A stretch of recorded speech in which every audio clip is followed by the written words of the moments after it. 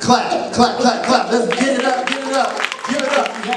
Harlem University, Dr. Carla Doaty.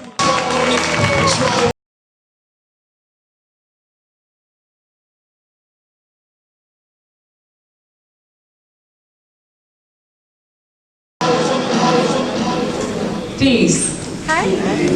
Peace. Peace. All right, so one of the common themes about going to an HBCU is the theme of relationships. Now, for those of us who've gone to HBCUs, we may not remember all the classes that we took, the courses, or even our professors' names. But we all seem to remember one or several relationships that were formed for us through this process. I remember beginning Howard University's doctoral program at the young age of 23, naive, eager, and feeling invincible and ready for the world. You see, I had just graduated 2 years prior from another wonderful HBCU, Morgan State University. I had gotten my feet wet by going into my field and quickly learning that a degree in my field did not equate to a livable wage. And now here I was at the Mecca, full scholarship in hand, a house full of brilliant black women from 4 different countries, Senegal, Canada, Trinidad, and Jamaica, all of us pursuing doctoral degrees, and one of 8 students in the clinical psychology program. Wow. So how do I celebrate this newfound freedom of having my own place, having a full scholarship, being in DC? I do the only logical thing. I get pregnant. Now, I know what you're thinking because I was thinking the same thing. You done messed up now. I can remember coming into orientation for those of us pursuing dual degrees, those of us pursuing master's and doctoral degrees. And the common theme that was reiterated over and over again was do not make any major life changes while in this program. I repeat, for those of you in the back, do not make any major life changes while you are in this program. Well, little did I know that major life changes included unplanned and unintended pregnancies. So here I was, a little bit pregnant, trying to figure out how to manage a scholarship, a pregnancy, a full-time doctoral degree schedule, and a full-time researchship assistant position. Now let's talk about relationships.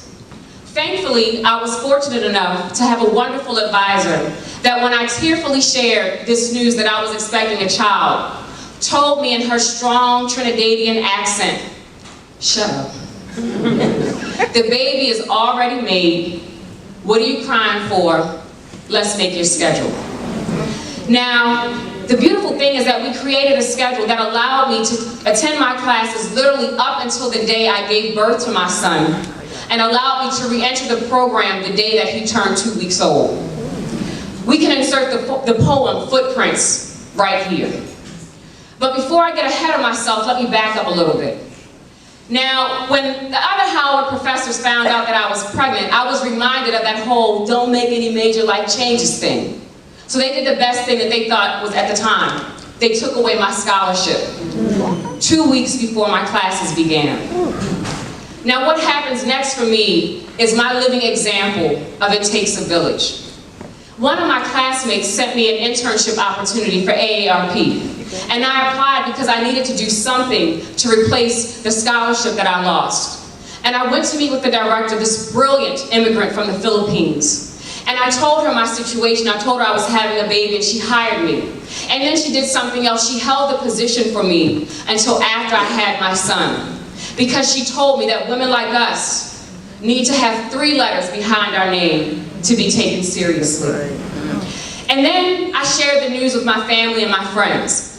Well, really just my friends, because I had to devise a plan before I told my family that I was having a baby. I actually didn't tell my mother until I was 3 months pregnant and about to leave the country the next day for 3 weeks. But that's neither here nor there.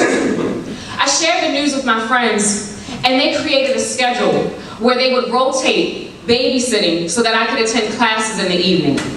My mother, with her good old government job, submitted a request so that she could take off 1 day a week so that me and my son's father, who also attended at HBCU, could continue our studies. She's so gangster.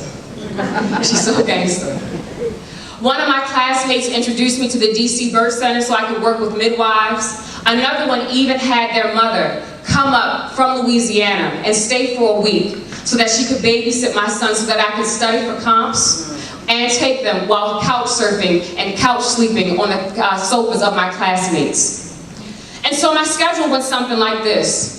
I would get up at 5 a.m., drop my son off at the babysitter, drive for 60 to 90 minutes to DC, go to either class or work, leave at 4 p.m., drive for 60 to 90 minutes up to 95, pump 1 or 2 bottles, driving up to 95, pick him up from the babysitter or a friend's house, play with him, read to him, bathe him, get him in bed by 8:30, 9 p.m., and then stay up working on projects, assignments, my thesis, or my dissertation until 2 a.m. Repeat. I did this for 3 years. Now, thankfully for me, my son had one of the calmest and most easygoing spirits of any baby I'd ever met. Now, I like to attribute this to me playing Jay-Z's The Black Album on repeat the entire duration of my pregnancy. You see, I had 99 problems, but my baby, he wasn't one of them.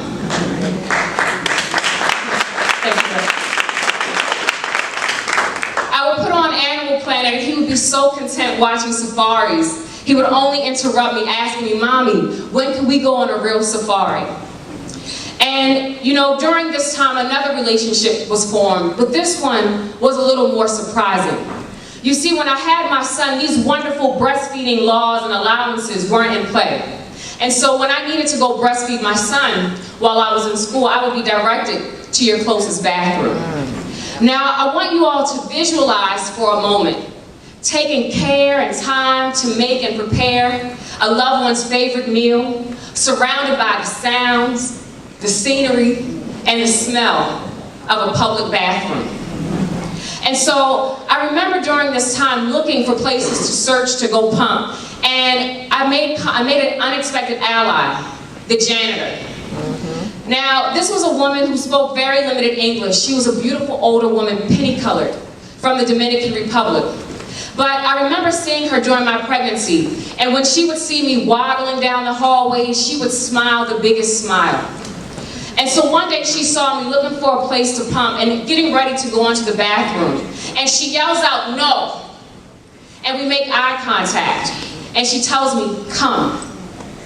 And she takes me to the janitor's closet. And she tells me to sit down and pump my baby's bottle while she stands guard at the door. This continued for a year.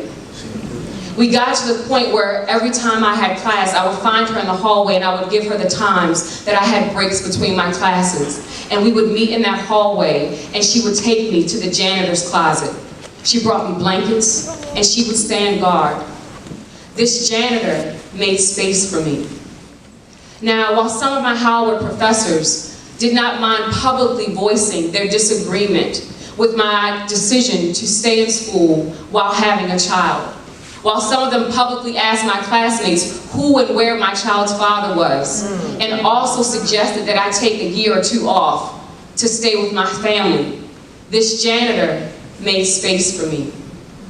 So when my son is around the age of 2.5, I'm lucky enough and fortunate enough to land an internship in Baltimore that allowed me to be closer to my support system.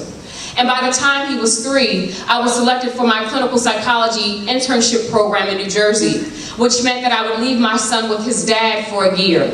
And I would be in New Jersey in my internship program working 50 to 60 hours a week, collecting data, working on my dissertation until Friday, drive back to Baltimore to spend the weekend with my son and his father, collect more data, work on my dissertation, analyze data, and drive back to New Jersey to be present by the time my internship program started Monday mornings at 8:30 a.m.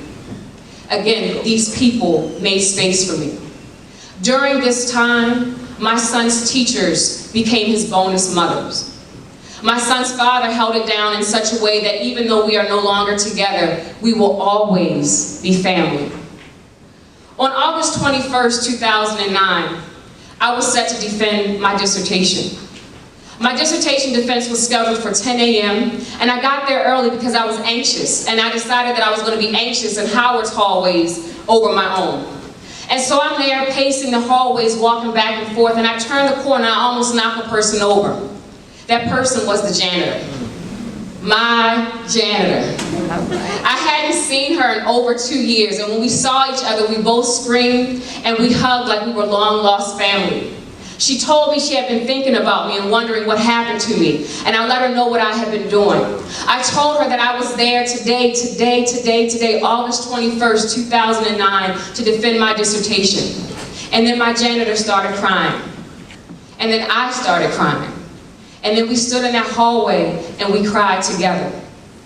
And the janitor took both of my hands and she kissed them. And she told me that I had the strength of mothers. And that mothers were going in that room with me while I defended my dissertation. I felt stronger in that moment than I did my entire graduate career. I went in that room a student and came out a doctor. All right.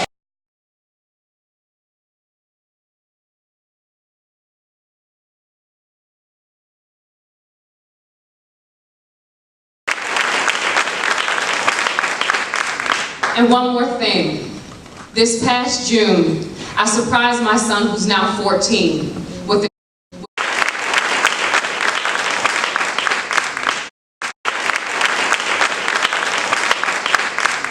And one more thing. This past June, I surprised my son, who's now 14, with a trip, just the two of us, to Kenya, so he could go on a real safari.